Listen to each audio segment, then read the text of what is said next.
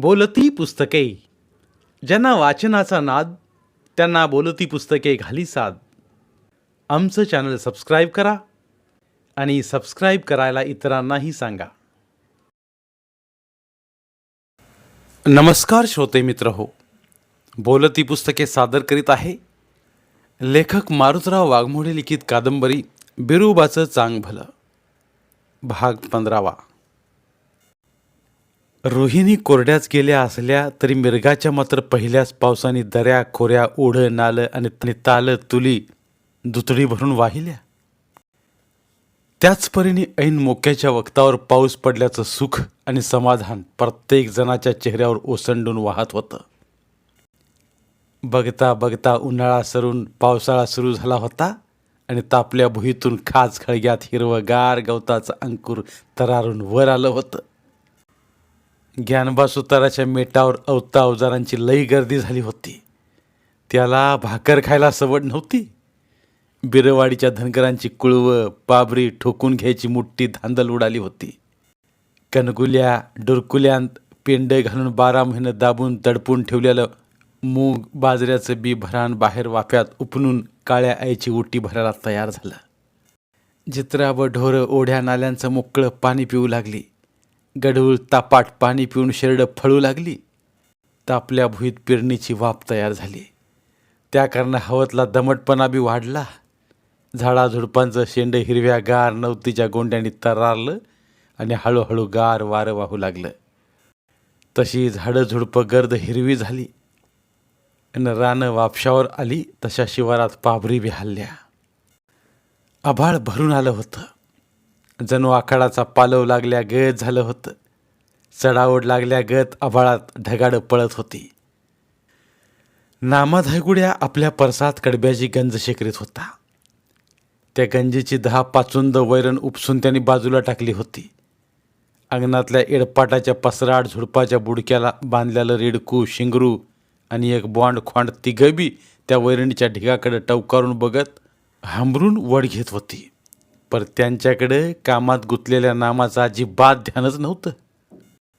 घामाघूम झालेला नामा अंगातल्या कळकाट कोपरीचा घमघमाट होंगीत खालून गचपणानं भारं बांधून गंजीवर फिकीत होता आणि त्याचा पोरगा बाळकू ती भारं वर आजात झेलून गंजीवर पसरीत होता. त्या कस्तानाचा कुजकाट वास भोवताली पसारला होता. तसाच उकारांड्यावरच्या मेंढरांच्या लेंड्यांचा दर्प बी घमघमतच होताच. खडकावरच्या खासखळग्यात साचलेलं मुतारीचं तांबडं हिलाळ पाणी घनलं होतं. घराच्या छपराच्या भोक्षातून आगीनगाडीच्या धुरागत धुरांचा लोंडा निघून थेट आभाळाकडे चालला होता. पर नामाला वर मुंडकं करून भोवताली बघायला सवडच नव्हती. नाम भाऊ, झाली का नाही गंज शिकारायची अजून? ये नाम भाऊ, म्हणलं झाली का नाही अजून गंज शिकारायची? पहिल्या नाही पण दुसऱ्या हक्कला दारातलं कुत्रं भुकारल्या कारनं नामाने जराशी मागं वळून बघितलं आणि त्याच्या उरात धडकीच भरल्यागत झालं.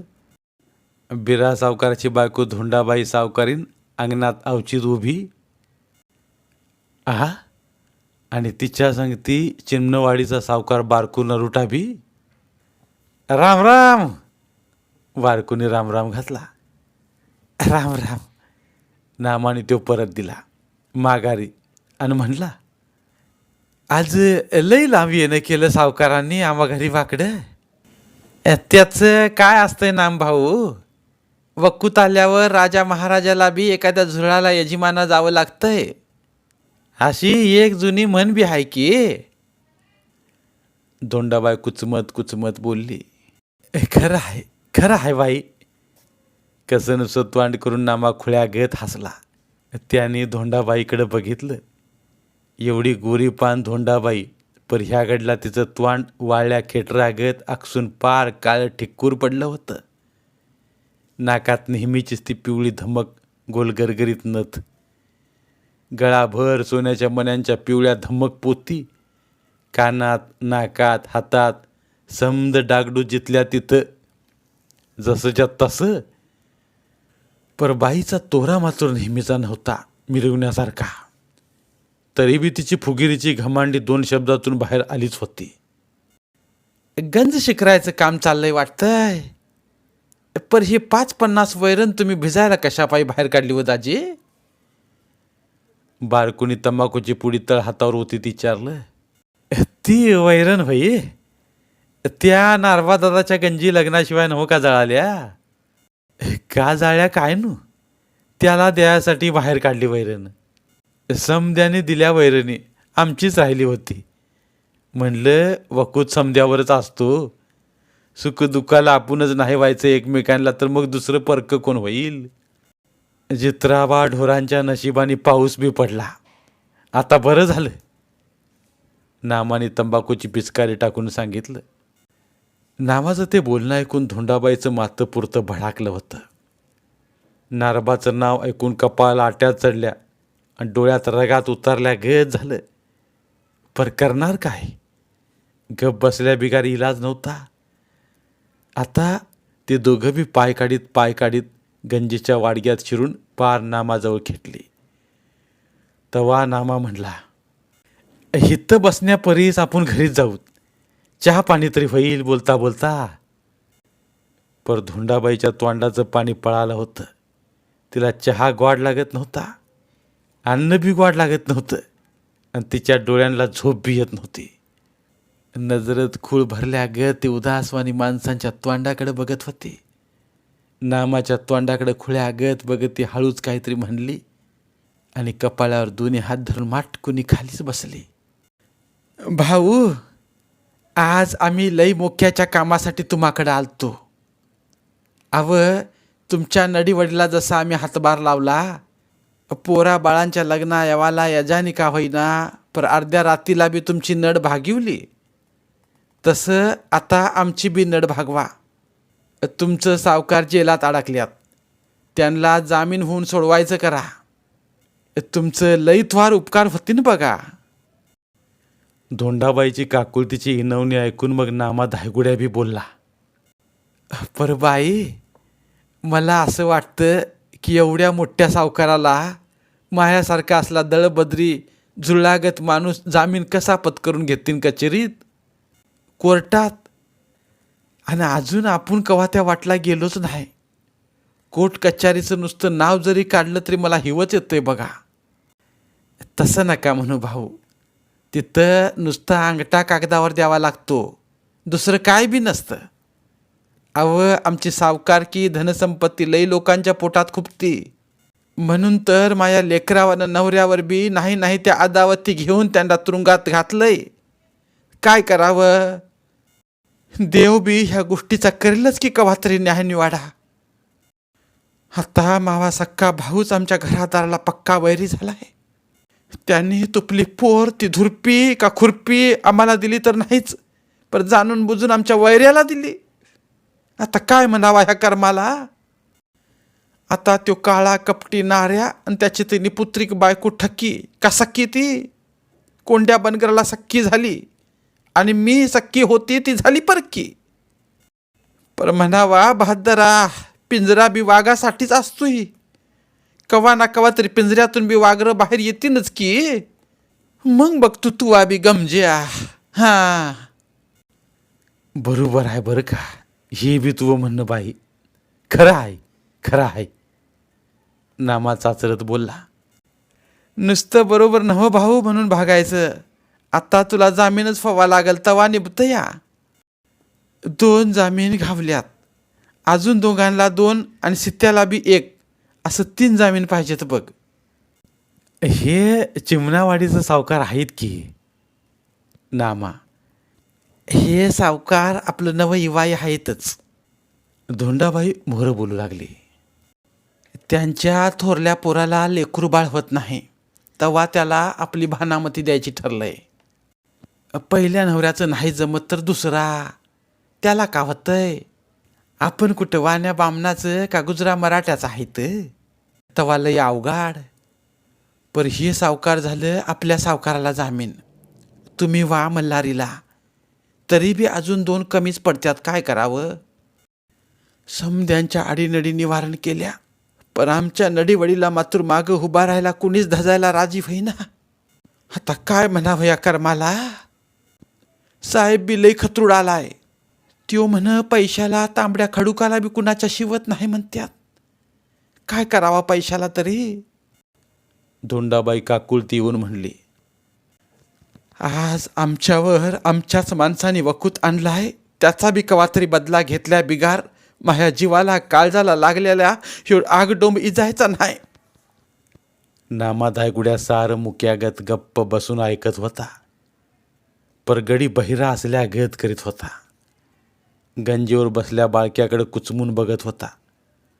पोरगा वरूनच डोळे वटारून मुंडी हलवून जामीन होऊ नको म्हणत होता. त्या कारण नामाचा ऊर दडपत होता. तो काहीच बोलत नाही हे बघून बारकू नरुटा त्याला बळदाटीनं म्हणला, पाहुणं, तुम्ही असं कोड्यात कशाला पडता हो? जशी नारबाच्या जित्रावांची तुम्हाला काळजी, गंजी जळ्याची तळमळ, तसंच बिरा सावकारला अटक झाल्याचं दुःख वाटायला पाहिजे की. तुम्हाला काय, दोघं बी सारखंच की. व्हा की जामीन, काय होतंय व्हा. दाजी, मला का नाही आता बघा थडथडून हिवच आल्यागत झालंय. असं म्हणून नामा धायगुड्या धाय माय मोकलूनच रडायला लागला आणि रडता रडताच भुईवर गडाबडा लोळायला बी लागला. धोंडाबाईला आणि बारकू सावकारला तापून नेमकं काय करावं तेच कळेन असं झालं. ते दोघं बी नाईलाजाने उठली. पर हातापायाचा गळाटा झाल्या घेत पाऊल कोणीकडेच उचलत नव्हतं. धोंडाबाईच्या डोळ्यांना अंधारे आल्या. अंगणातलं भुरकं कुत्रं कान फडकावून घुरकत मोरं सरकत होतं आणि त्याच्या अंगावर गोमाशांचं मवाळ घोंगावत होतं. नामाने त्याला दापलं, हाड हाड. सर्जेराव पाटलाच्या गर्विष्ठ मनात धनगर जातीच्या आधीच काय लई मोठी गोडी नव्हती. त्यात अलीकडं कोंडीबाणी त्याला डिवसल्या कारणानं पाटलाने बी त्याच्यावर डूक धरला होताच. पर बिराबद्दलची पाटलाला काय सुईरसुतीक धरायचं नव्हतं. खरं पाहिलं तर साऱ्या धनगर जातीला सर्जेराव तुच्छ समजून तुसड्या गत वागत होता. पर काट्यानेच काटा कसा काढावा ह्याचा डाव पाटील जणू आईच्या पोटातूनच शिकून जन्माला आला होता. त्या डावाने त्या रांगड्या गड्याने आता बिरवाडीत चांगलाच खेळ खंडोबा रंगविला होता आणि या गोष्टीचा आपल्या मनातल्या मनातच पाटलाला भारी हसू येत होतं. बिराला आणि त्याच्या पोरांना तुरुंगातून बाहेर काढायसाठी जामीन बघण्याच्या नावाखाली पाटील बिराच्या बायकोला पैसे मागत होता.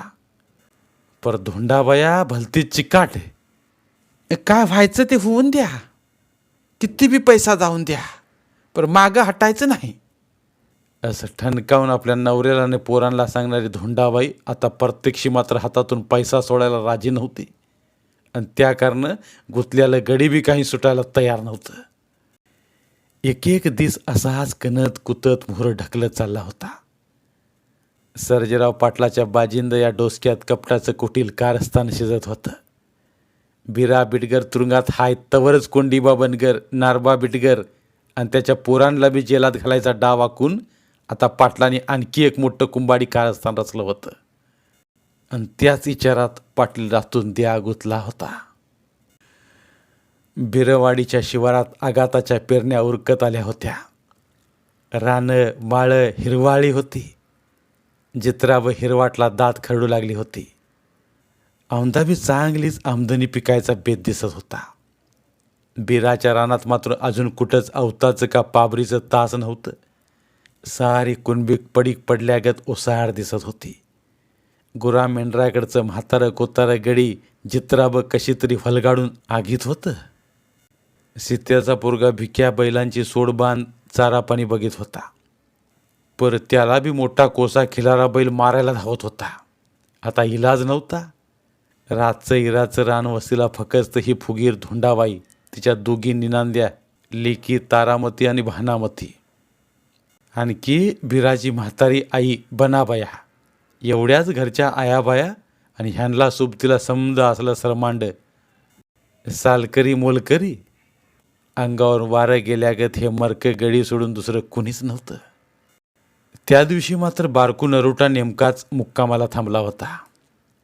बिरा सावकाराच्या घरावरून भयासूर वारं सू सू करीत जोराने वाहत होतं. भोवतालची झाडं झुडपं गदागदा हालत डुलत होती.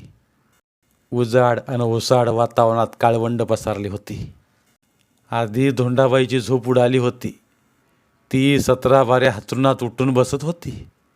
विचार करून डोसकं पुरतं बधीर झालं होतं तिचं. बारकून नरुटा बाहेर अंगणात घोरत पडला होता. इळभर चित्राबा मग फिरून दमलेलं गडीबी मेल्या मड्यागत उत्तानं पालतं पडून झोपा घेत होतं. अशा बिकट वक्तावर काळ्या मध्यान रातीला अंगणातील दोन्ही बी कुत्री चवताळली आणि मोठ्याने भुकू लागली. पण एकाएकी 7-8 गडी तसंच मोहरं आलं आणि धडाधडाच घरात घुसलं बी. काळी भंगार पांघरून अंगावर घातलेली, हातामध्ये धारदार हत्यारं, उचल्या भामट्या टकाऱ्यागत टकाटका बघत घरात शिरलेला हत्यारबंद चोरटं बघून धोंडाबाई चुलीच्या घरातून बाहेर पळत येऊन ठणाठणा बोंबालली. तिच्या पोरी आणि गडीबी जीव तोडून वर आणलं. पळा रे पळा रे पळा, मेलो मेलो, पळा रे पळा, चोरटा आलं रे. भर मध्यान रातीला बिरा सावकाराच्या वस्तीवर अवचित उठल्या त्या भयासूर जीव घेण्या आर्त किक्काळ्या ऐकून सारी बिरवाडी खडबडून जागी झाली आणि ज्यो त्यो गडी घडीभरीच्या इच्छार न करता हातात पडलं ते हत्यार घेऊन बिराच्या घराच्या वाटेने अंधारात चाच पडत धडपडत पळत सुटला. वाडीत गलबला वाढला. कुत्री भुकू लागली, घोडी किक्काळू लागली, बॅटऱ्या चमकल्या.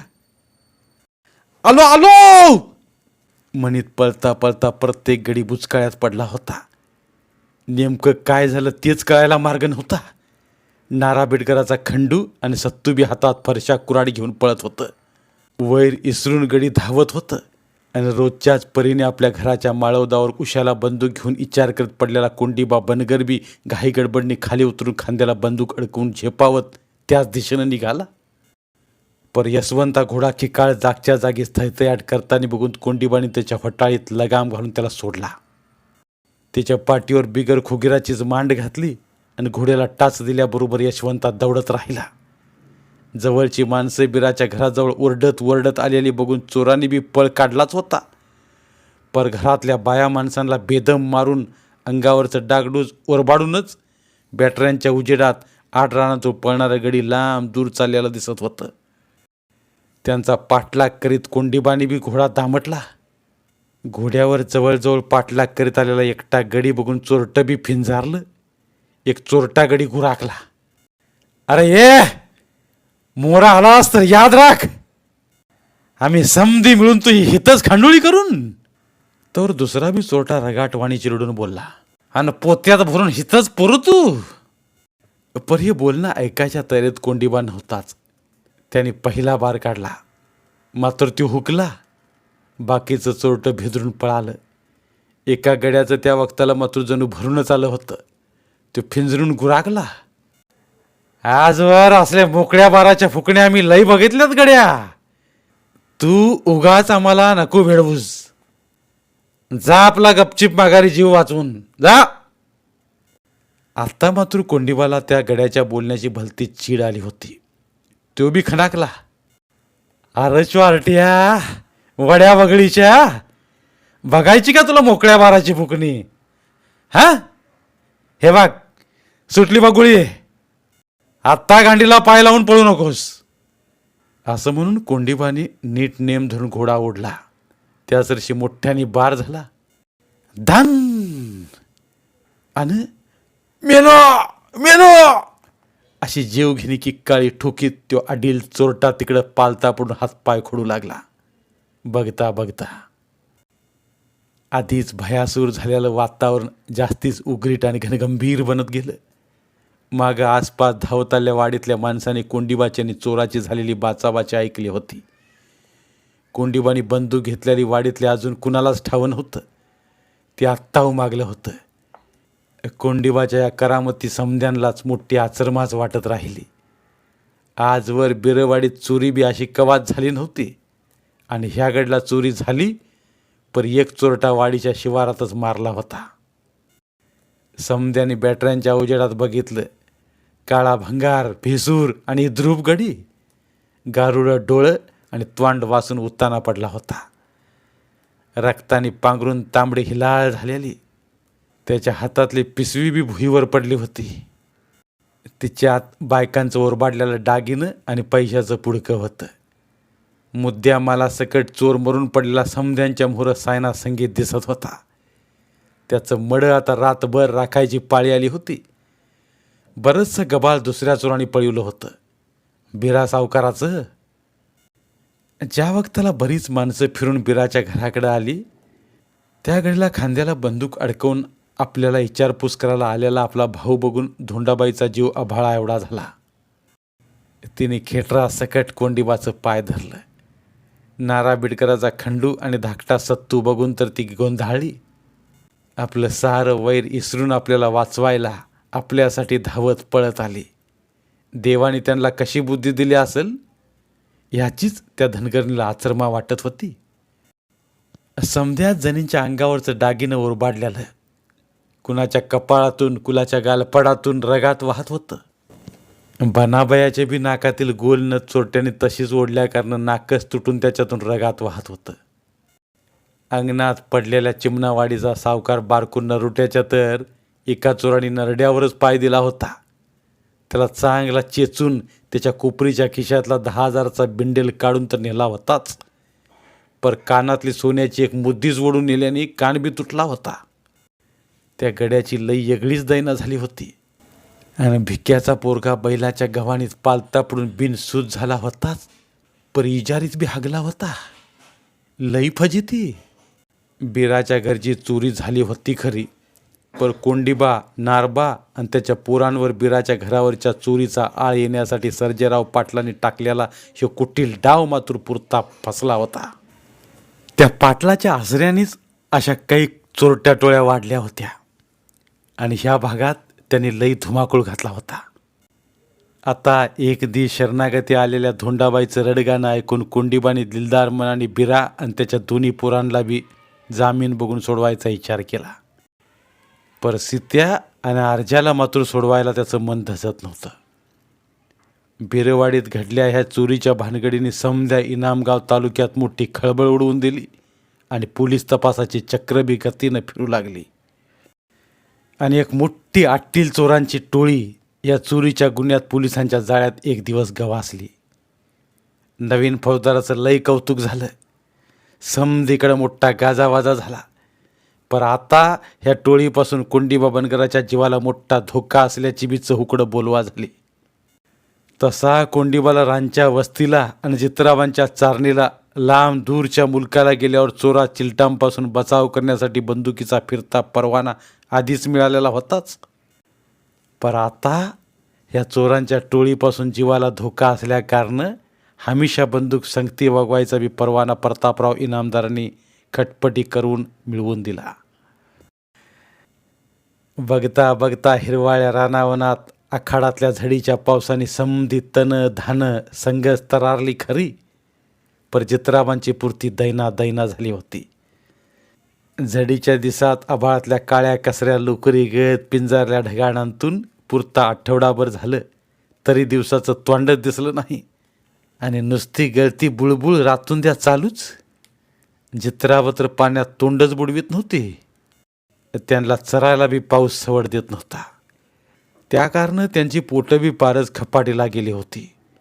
लहान मोठी समधी चित्राबं कुठंतरी आडूसा धरून काळवंडून थाप्याला उभी राहत होती. कवा बवा माळाच्या गटवाटाला दरकांडात नाहीतर एखाद्या खोरवाडाच्या बरगाडाला तशीच काकडत थुडथुडत चरत राहत होती.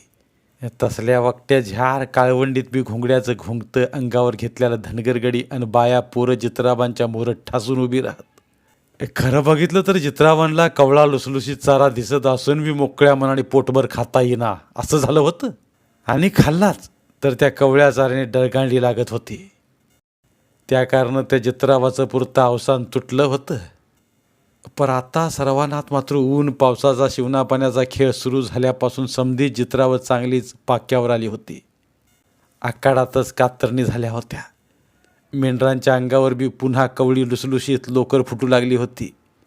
तानुली गोजीरवाणी कोकरी करंड चेंडू फेकल्या गत बागडत होती. आता समध्या जित्रावांच्या अंगावर लक्ष्मी खेळू लागली होती.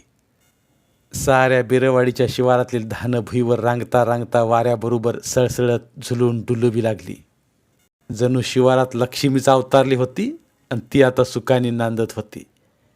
त्या कारण सारं शिवार साजरं गोजरं दिसत होतं. पर बिरा सावकाराच्या मुख्याच्या कुणबिकीत मात्र माजलेला काँग्रेस लांब दुरून बी ठळक दिसत होता. मागच्या झडग्याच्या पावसाने तर त्याला भलता चेवाल्या गत झालं होतं आणि अवताच्या पासून पडायच्या माऱ्यातून बी ही कडू इकारी बेनं कवाच गेलं होतं. आता ह्या माजुऱ्या बारुळ्या जातीच्या माथ्यावर भराभरा फनगाळ्या फुटून त्याने असं काही पांढरं शिपीत गोंड धरलं होतं की माणसाने जणी खूळ लागल्यागत नुसतं त्यांच्याकडे बघतच राहावं. आता बिरा सावकाराची सारी कुणबीक त्यांनीच पुरती गुत्तिवली होती. वंगाळ वस्तवांड करून बिरा बिटगर आपल्या ओसाड पडक्या रानाकडे नुसता याड लागल्यागत बघत होता. पर आपल्या जीवाभावाच्या रानाची ही दैना त्याला बघवत नव्हती. एवढा बारुळा गडी बिरा, पण आता त्याची पुरती घमांडी जिरल्या गत झालं होतं. तिकडं कोर्ट कचेरीतल्या तारखांना हजर राहावा का इकडं रानाकडं बघावा तेच त्याला कळत नव्हतं. 5 खंड्या मेंढराचं लेंडी गत आणि 1.5 खंडी गुराचं शेण खत घालून खतिवलेल्या अंबराईच्या मळ्यात माजून फुलल्याला तो काँग्रेस कसा काढावा. ह्या कोड्याच्या गुत्ताडात पडलेलं बिराचं सारं घरदार आता पुरतं येडावल्या गत पछाडलं होतं. आणि नेमकं त्याच अंबराईच्या मळ्यात बिरा शेजारच्या नारबाच्या वाटणीत मात्र हिरवं गर्द मिरच्यांचा पाठ पीक लांब दुरून बी माणसांची नजर खिचून घेत होतं. वाऱ्याबरोबर दिमाग खात झुलत होतं आणि तोऱ्यात डुलत होतं. त्याच्या फुलांचा गावरान गोडवा सुवास वाऱ्याबरोबर लांब दूरवर उधळत घमघमत होता आणि बिराचं घरदार मात्र त्या नुसत्या सुवासानेच उभं जळत होतं. नारबाच्या साऱ्याच कुणबिकीत समधीच पिका औंदाशी सजून धजून डुलत होती. ती बघून आर्जाचं तर काळीच लई करपत होतं. आता आर्जाबी पुरता धास्तावून चिंबारला असला तर त्याचं डोसकं तसं भनाकल्यालंच होतं. बिरा तुरुंगातून सुटल्यावर त्याने आर्जाला आणि सीत्याला जामीन देऊन बऱ्याच खटपटी करून सोडवून आणलं होतं. आता त्या दोघांनी मिळून कुभांडी कारस्थान रचलंच. तिसरा पहारीच्या वक्ताला त्या कवळ्या सोनपिवळ्या गोचिरवाण्या उन्हात आभाळातून सरसरून खाली आलेली पावसाची एक सर भुईवर जणू टपुऱ्या मोत्यांचा सडा चिपून गेली. तसं हिरव्या गार गवतांच्या तरतरीत पानावर घटकीतच मोती चमकू लागलं. अमृताचा दरवळ चुहूकडं दरवाळला आणि बघता बघता त्या निळ्या भॉर आभाळात इंद्रधनुची रंगीबेरंगी डौलदार कमान सजली. त्याच वक्ताला सत्तूच्या रेडिओवातवी लई ग्वाडवानी गाणं लागलं होतं. लग्नात आंदन दिल्याला तो रेडिओ घेऊन सत्तू हौसनी जित्राबा मागे मिरवीत होता. धुंद चांदणे मधुर हसरे मुखचंद्र खुले पदरात कमल नयनातून वाहे प्रिये तुझिया मंद सुगंधित प्रीत हृदयात उसळती सागर लाटा हरिणी परी जीव बावरा सुकुमार ओठातून सखे बरसती अमृतधारा. आणि तिकडं लांब दगडू धागुड्याचा बाळू बी टेकडीवर गुरं मेंढरं राखता राखता बासरीवर नागिन गात होता. सारी चित्राबू माळावरच्या गवतात देहबान हरपून लुचू लुचू चरत होती. रान पाखरं भरारत होती. थंडगार वारा अंगाला झुंबून जात होता आणि खांद्याला अडकवलेल्या रेडिओवातलं बी तसलंच धुंद मधुर गाणं ऐकत सत्तूबा आबाळातल्या इंद्रधनुष्याची करामत बघत जित्राबा मोहर ठासून उभा होता. त्याचं बांड कुत्रं लांब दूरवर नजर फिकीत कान टवकारून बघत उभं होतं. आता अशा ह्या मनोरम घडीला त्या रांगड्या गड्याला नव्या नवतींनी फुललेल्या आपल्या सख्या साजनीची धुरपतीची लई लई सही आली. नागपंचमीच्या सणाला माहेरला गेलेली ती पोर अजून काही सासरी नांदायला आलीच नव्हती आणि त्या कारण विरह व्याकुळ सत्तूच्या मनात बी लई हुरहुर दाटल्याली. त्या वक्ताला ढवळ्या फेक बगड्यांची एक देखणी माळत जणू फुलांच्या गुफल्या हरागत आबाळातून अलगत खाली भुईवर आली आणि चित्राबांच्या भोवताली हिरव्या गर्द चादरीवर पसारली.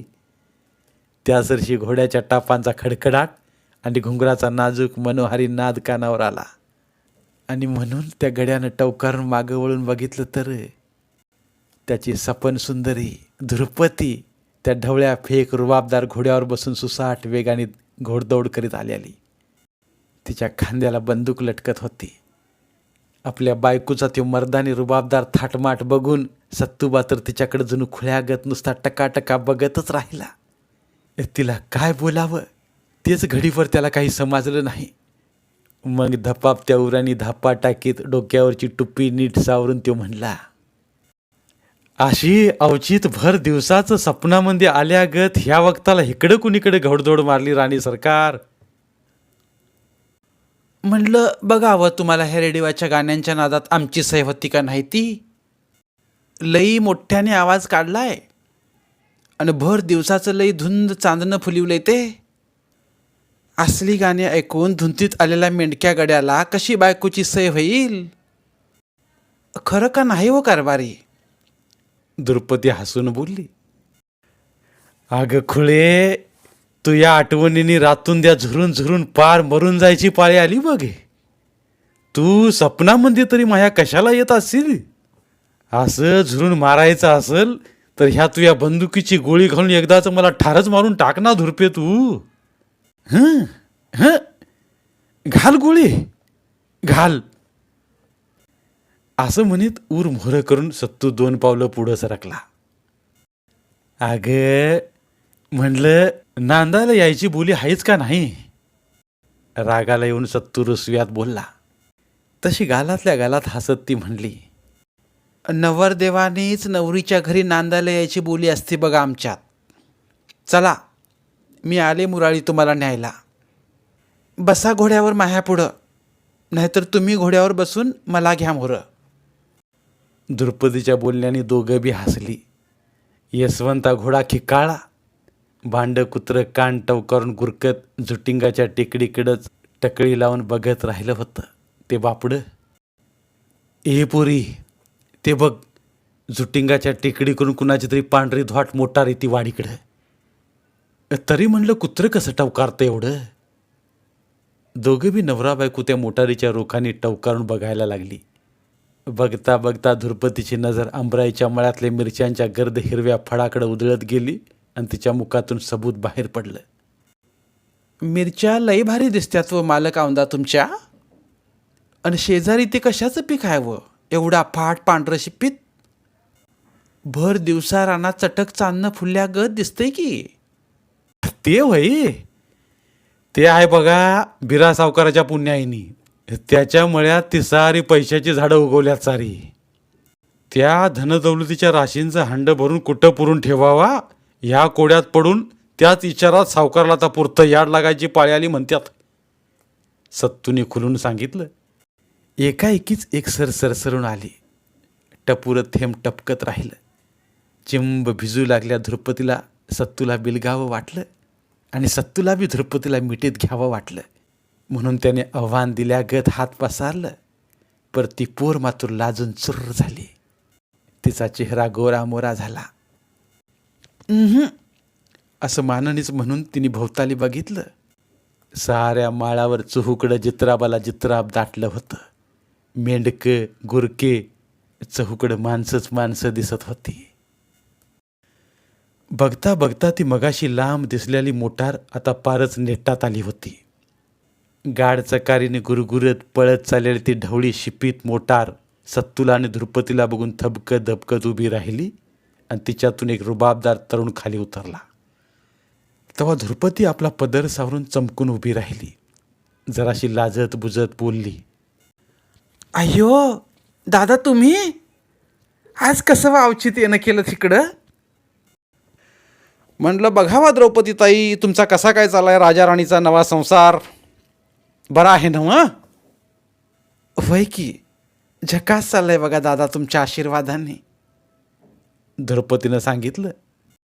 आणि टुपी सावरीत बिचकत आचकत सत्तू हसून म्हणला, पर तुम्ही आज इकडं आल्याला बघून मावा तर जीव डोंगरा एवढा झाला बघा दादा. कोण आहे गाडीत मागं बसल्यालं. ते आपल्या इनामगाव पंचायत समितीचे BDO साहेब आणि दुसरे अधिकारी आहेत. मामलेदार. आपल्या तालुक्यातल्या आजपर्यंत दुर्लक्षित आणि उपेक्षित राहिलेल्या भागाचा विकास करण्याच्या दृष्टिकोनातून सर्वे करतोय आम्ही.